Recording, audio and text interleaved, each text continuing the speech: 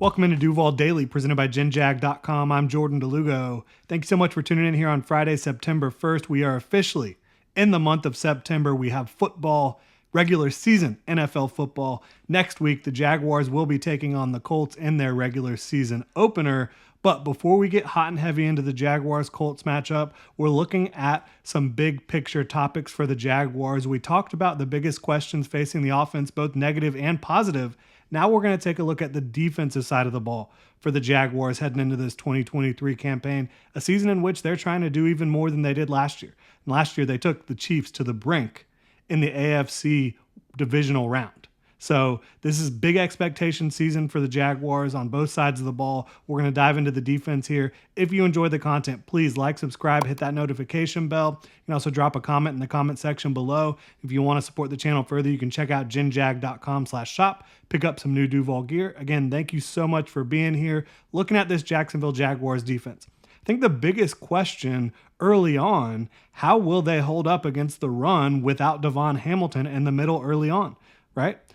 He's out for the first 4 games of the regular season. He's on the injured reserve. He has a non-football back injury that's going to hold him out for the first 4 weeks. The Jaguars seem confident that he will be able to return after the first 4 weeks of the regular season. But over that time span, you're going to have the Jaguars taking on the Colts, the Chiefs, the Texans, and the Falcons. Now, the Chiefs are obviously one of the most dynamic offenses in football. With Devon Hamilton or without, you're going to have some difficulty slowing down the Kansas City Chiefs. But when you look at the Colts, the Texans, and the Falcons, I think that you're talking about 3 teams that are going to try to run the ball and run the ball often. And so you're talking about defending the run without Devon Hamilton. Can the Jaguars hold up without him? He plays some nose tackle for them. He also plays some defensive end in base, 3 tech, 5 tech. And he's a versatile piece. He's a big man. He's really good against the run, both as a penetrator and someone that can just hold up at the point of attack, take on double teams and et cetera. So what do you do without him? Well, you do have Roy Robertson Harris, who you feel really good about. You do have Foley Fatukasi, who looks to be fully healthy heading into the regular season, coming off the minor lower body injury, foot injury that he suffered in preseason week 2. He's supposed to be good to go. You also have your edge guys, right? Josh Allen and Trayvon Walker are both fantastic run defenders in base. But what do you do up front without Devon Hamilton? I think you're going to see a lot more Jeremiah Ledbetter, who had a fantastic training camp and preseason for the Jaguars. I think you're going to see more Adam Gotsis. I think when Tyler Lacey returns to health, he has a little hip going on. Not sure when he'll be available. If it's week 1 or after, I think you'll see him getting in there and mixing it up as well. So I think the Jaguars have some options, and I think Jeremiah Ledbetter and Adam Gotsis will be the 2 primary options that really fill in for Devon Hamilton in his absence. Will they be able to hold up? I think they will. And I think you look at what they have, at the second level with Foye Oluokun, who's one of the best run defenders at linebacker in the league. Devin Lloyd, he should be much improved in year 2. We're going to talk about that as well, both as a run defender and in coverage, but I think he should help against the run as well. And then, of course, Andre Sisco and Rayshawn Jenkins can fire downhill.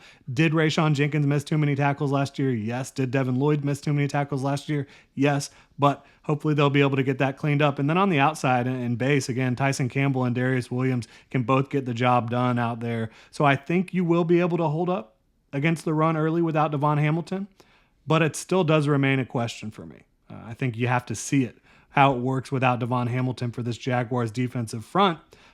He's a guy that not only gets after the run, but he can create some penetration as a pass rusher as well. So they are going to miss him over the first 4 weeks, but do they have the bodies to get the job done? I think they do, but we'll find out. Now, looking at the pass a little bit here. Josh Allen, I mentioned him and Trayvon Walker. No one on this Jaguars roster, outside of Josh Allen and DeJuan Smoot. And DeJuan Smoot, I think, probably will be available in October. Not September, but October, coming off the Achilles. So again, kind of over the first 4 weeks of the year without DeJuan Smoot, Can anybody besides Josh Allen consistently get pressure off the edge? I think you're going to see Roy Robertson Harris be able to create some interior penetration. Foley Fatukasi, if fully healthy, should be able to do that as well. And, Trayvon Walker, if he scoots inside during nickel situations, clear pass rushing situations, I think you'll see him be able to create some interior pressure. But can anyone else besides Josh Allen create consistently off the edge? And I know a lot of folks want to throw Josh Allen under the bus for only having 7 sacks, but if you go back and watch those football games where he wasn't getting a ton of sacks, look at how he's affecting the quarterback. Look at how he's chasing Lamar Jackson to the sideline, hitting him and forcing him to throw it out of the back of the end zone. Same thing with the Jaguars against the Dallas Cowboys last year, where he's chasing Dak Prescott to the sideline, making him throw an errant throw. Josh Allen was hitting quarterbacks. He was getting after quarterbacks in a big way last year. I think the sacks will come. Generally speaking, when you look at guys that have high pressure numbers, the sacks do come. Pressures are more indicative of your performance than sacks are, quite frankly. And I know a lot of people don't want to hear that, but Josh Allen, he does get pressure consistently off the edge at this NFL level. Who else is going to do it? Can Trayvon Walker do it? Can Yasir Abdullah do it? Can Kayvon Chason do it? The Jaguars moved on from Jordan Smith. That's all you've got on the edge right now. And so I think that remains a question. Who can consistently get pressure on the quarterback off the edge for the Jaguars? Now, is it as important for the Jaguars as it is for some other teams? I think the answer is no, because Mike Caldwell does so much stuff up front, with the games, with the stunts, all that stuff. And again, you're not facing the most high-powered offenses in the league over the first 4 weeks of the season until DeJuan Smoot is able to likely return outside of Kansas City, right? You're talking about teams that are going to try to run the ball. So do they need to get consistent pressure off the edge, with a guy just winning one-on-ones over the first 4 weeks of the season? I think if you're going to beat Kansas City, you do. But if you're going to, go out there and beat the Colts, the Texans, and the Falcons, maybe not. And again, Mike Caldwell will be dialing up blitzes. He will be dialing up simulated pressures to make quarterbacks feel like there's more than 4 guys coming. Will it all work out with this pass rush off the edge? I'm not sure. I do feel confident in Josh Allen's ability, but beyond that, I think it remains to be seen. Trayvon Walker has to be more consistent. Have you seen him grow throughout training camp in the preseason? I think so. I've seen an inside spin move. I've seen better hand usage out of Trayvon Walker as a pass rusher. So we'll see if he's able to take a step forward. They're going to be relying on Kayvon Chason a ton. The Jaguars really like what they have in him. I feel like it's more of a question mark than somebody you can feel really good about at edge 3. And then Yasir Abdullah, I think you absolutely like what he brings to the table, but how quickly is he going to hit the ground running? I mentioned Devin Lloyd before. On that second level, with Devin Lloyd, he needs to play like a first-round pick. This is a guy that the Jaguars traded back into the first round to land, and I was all for it, even though you can say positional value, not great on an off-ball linebacker, but Devin Lloyd for me was a top 10 prospect in 2022.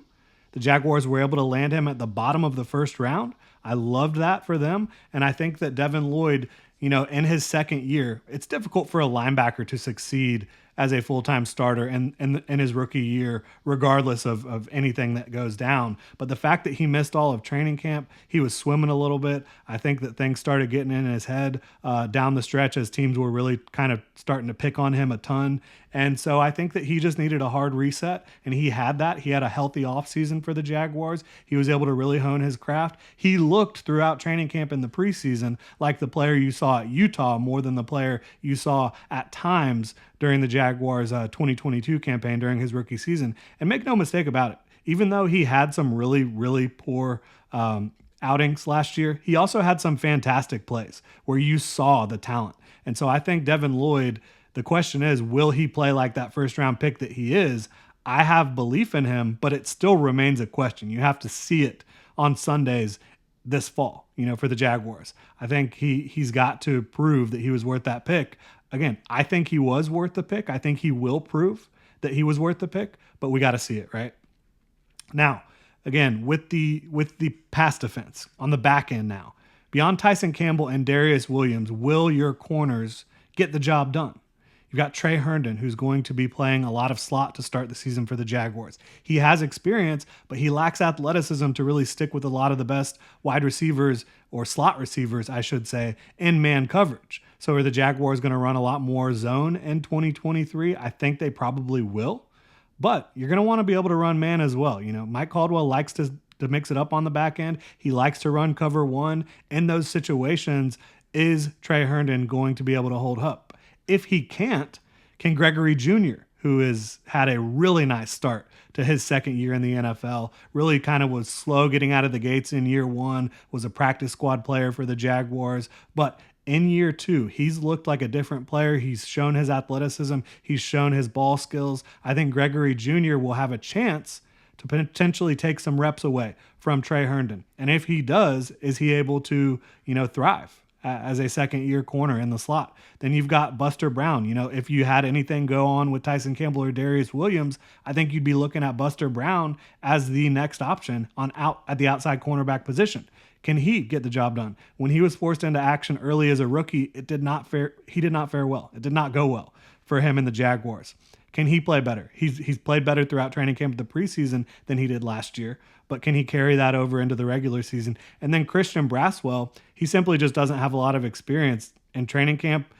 He missed a lot of time with the hamstring. He did start playing once the preseason games got underway, and he played very well for the Jaguars overall in those preseason games. Had a little bit too many penalties. I think some of that was just getting your feet wet, but he has athleticism. He has good reaction time. He was able to show that on his interception where he had outside leverage, was able to come across the body of the receiver and get to the ground and catch that pass, getting that interception. So I think Christian Braswell has the talent. You've seen he has the athleticism based on his testing, based on his tape out of Rutgers and what we've seen in limited action during training camp in the preseason.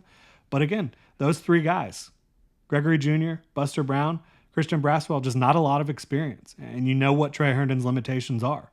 So do you have the guys to get the job done in a passing league, in a conference that features Patrick Mahomes, Joe Burrow, Josh Allen, Lamar Jackson, Aaron Rodgers, etc.?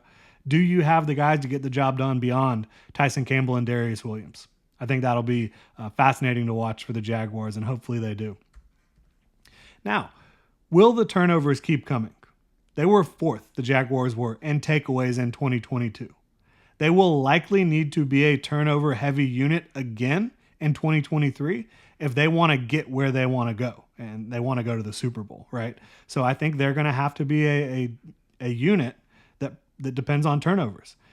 If they do not have big steps forward from Trayvon Walker, from Devin Lloyd, from the slot, whoever's playing in the slot, whether it be Trey Herndon or Gregory Jr. If you have big steps forward from all those players, then you could be looking at a team that could play with a lot more consistency, right? But if you don't have that, then you're going to need to rely on turnovers because you're not going to be playing at a consistent level down to down, drive to drive. So you're going to need to capitalize on some opportunities where either you're forcing turnovers or you're taking advantage of other teams' mistakes.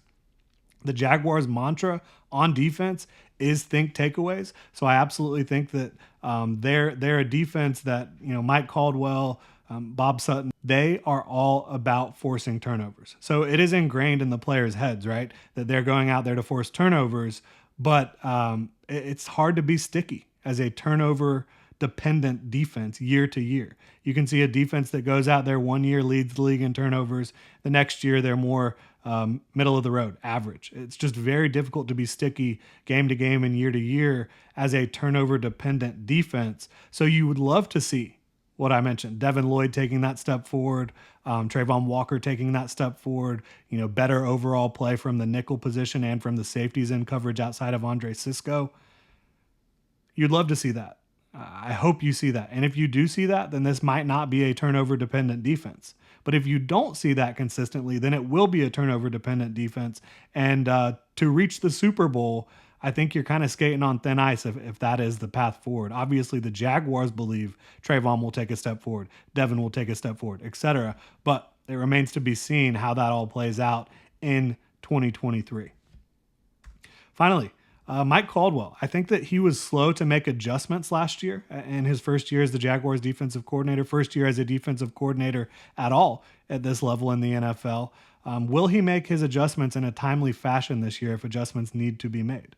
You're talking about utilizing Trayvon Walker a little bit differently. He did that down the stretch last year, getting Darius Williams moved out instead of in the slot.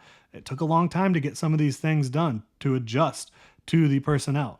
Will they be ready to make adjustments, and will they have a better plan going into the season than they did last year? I think the answer is yes, but this is a prove-it year for Mike Caldwell. He's in his second year as defensive coordinator. There's a lot of talent on the Jaguars defensive side of the ball, right?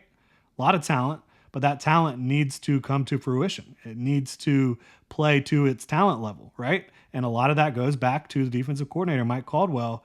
They've got to be better than they were in 2022 in a variety of ways. And if they aren't, I think Mike Caldwell could be on the hot seat. Bottom line, my expectation for this Jaguars defense is for them to be middle of the road when it comes to air yardage allowed, and I think they'll be a little bit above average when it comes to stopping the run. So I think that they're going to be average when it comes to total yardage.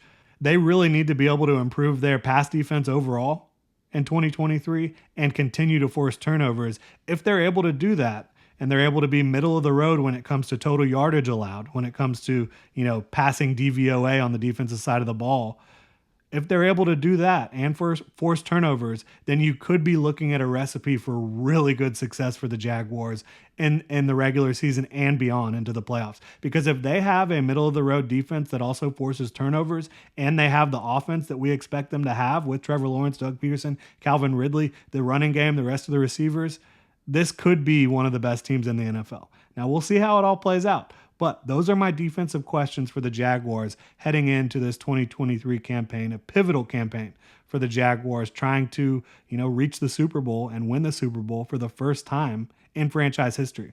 I cannot wait to see how it plays out. I really appreciate y'all tuning in. If you enjoy the content, please like, subscribe, hit that notification bell, and check out genjag.com/shop. Pick up some new Duval gear for the season. Y'all have a good weekend.